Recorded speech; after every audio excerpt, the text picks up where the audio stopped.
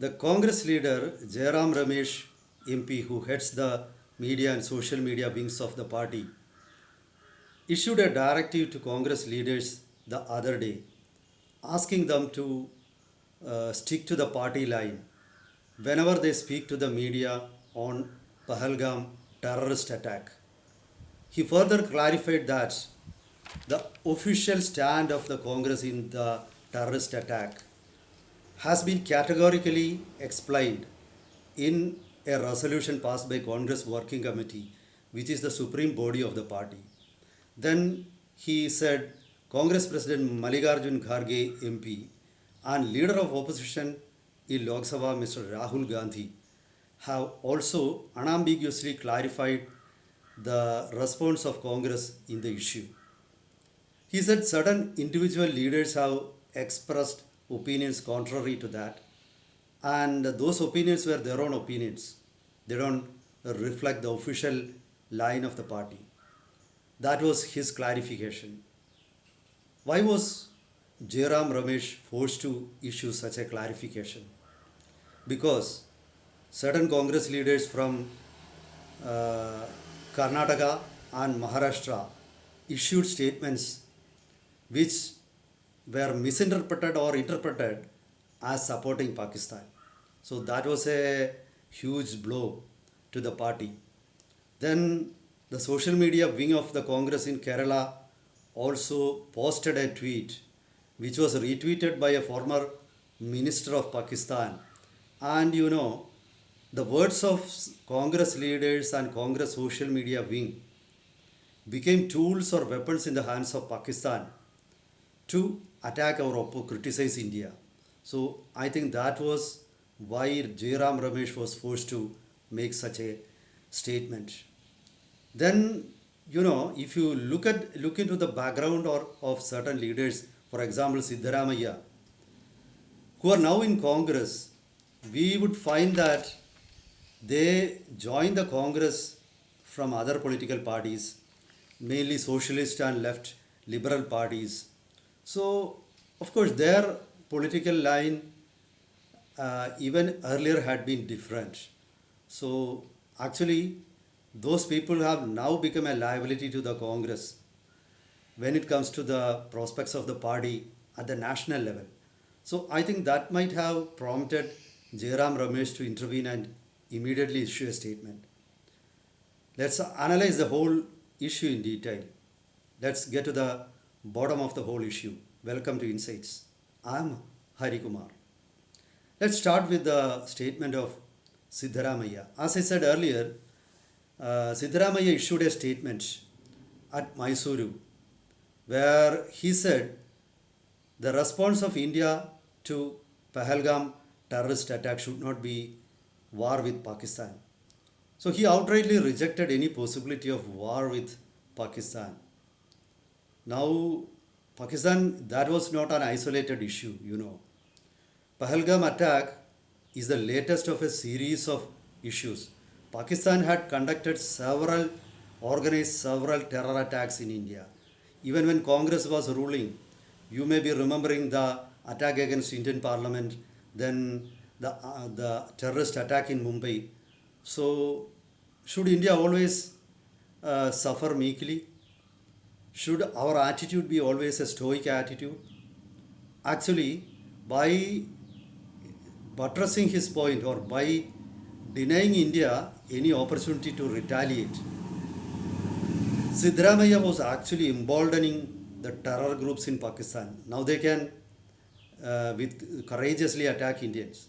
They should, because they don't have to suffer retaliations. India is not going to retaliate. So what kind of logic was that? That was surely against national interest. And Pakistan, of course, used that statement to support their claims. They said Indian political leaders themselves are not sure that it was Pakistan which was behind the terror attack. That was why they asked not to retaliate. So Pakistan used that statement.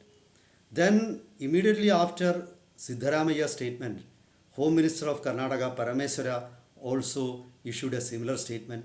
Then another Congress leader from Karnataka, B.K. Hariprasad, issued the supported the seconded the statement.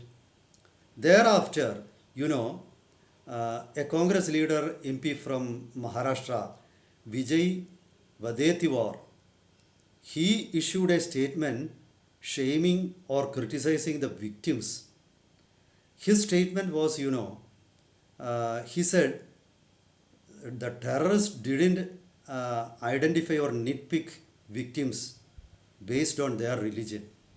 This is actually a denial of the statements of the kin of the victims, who very clearly said that the terrorists asked for the religious identity of the victims.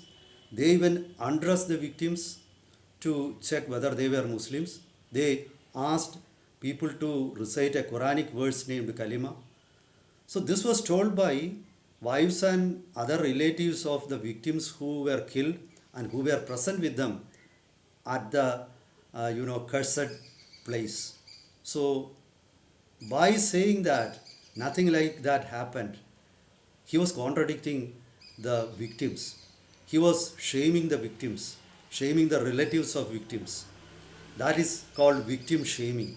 This is a strategy employed by assailants all over the world. They want to, first they would kill, they would wipe out their those who disagree with them. Then they will eventually say that actually it was the victims who provoked them, and they will put the whole blame on the victims. That is the way they escape from the whole blame. So Mr. Vijay Vadetiwar was actually supporting the strategy of terrorists. We cannot think that that was a slip out, because a politician, a seasoned politician, a member of parliament should not or must not have said so. That was his statement. Then, the Kerala unit of the Congress, it made a Twitter post saying that how could, expressing wonder as to how could heavily armed terrorists who carried heavy weapons reach the place Pahalgam, which is around 200 kilometers away from the border, and how did they manage to break the cordon of Indian army? How did they manage to come in when there was fencing? So many such doubts were expressed. Eventually, actually, the implicit meaning of that tweet was, it was actually a ploy of the BJP government, and they were indirectly blaming the BJP government for the attack. So such even notorious vicious statements, and Pakistan missed no time in using the tweet of Congress Kerala unit. A Pakistan minister retweeted it, and he blamed the government of India.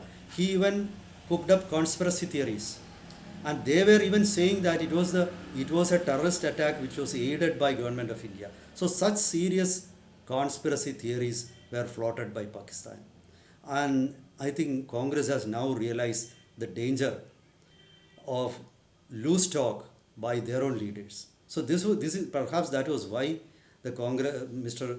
Jairam Ramesh was forced to issue such a clarification. Then why all those happened. As I said earlier, nowadays Congress is in desperate need for support. They want to defeat the BJP somehow or other, by hook or by crook. So they cannot verify the real intentions of those who come and join them. So there lies the problem. As I said, radical Islamists join the Congress. Then urban exiles join the Congress. Left liberals join the Congress.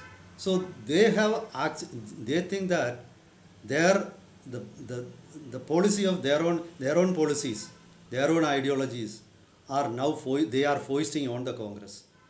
And they don't know the ideology of the Congress. Even Congress leaders don't know the ideology of the Congress at present. They have thrown away the legacy of freedom struggle. Congress was the protector of nationalism in India once. Congress respected the beliefs and traditions of Hinduism. So now they have thrown away everything. The danger in this is that immediately now for the Congress, the BJP is going to take away all those legacies.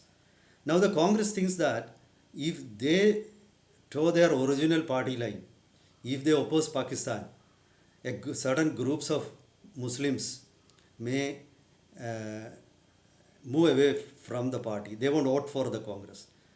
So this is the vested interest of the Congress, and that is why they are not disowning these people. The Congress could have disowned those people who issued anti-national statements. They should have identified people in the social media wing of the party in Kerala who wrote such posts. But the Congress simply distanced themselves from the posts, but they refused to, debunk them. They refused to disown them. So there lies the real problem. The Congress, they want to have the cake and eat it too. This is the attitude of the party. The party cannot throw away them. The party cannot accept them also. So I think if that goes on, the Congress will become a more confused party. What is the ideology of the party? Every party needs to have an ideology. If your ideology is only to defeat Narendra Modi, then I think the Congress may lose even more votes. Traditionally, those people who have been with the Congress may move to other political parties, even if they are against the BJP. So I think this is high time that the Congress needed to have a very clear ideology when it comes to national issues, when it comes to economic issues. Of course, they need to oppose Narendra Modi and the BJP because Congress is a different party. There is nothing wrong in opposing. But at the same time, opposing the BJP should not deteriorate to opposing Hindus, and opposing Hindutva should not become opposing nationalism or India. Unfortunately, such things are happening. I hope the party will find out such black sheeps, nitpick them, and throw them out. Otherwise, the party is not going to survive. Meet you with updates in the coming days. Till then, goodbye.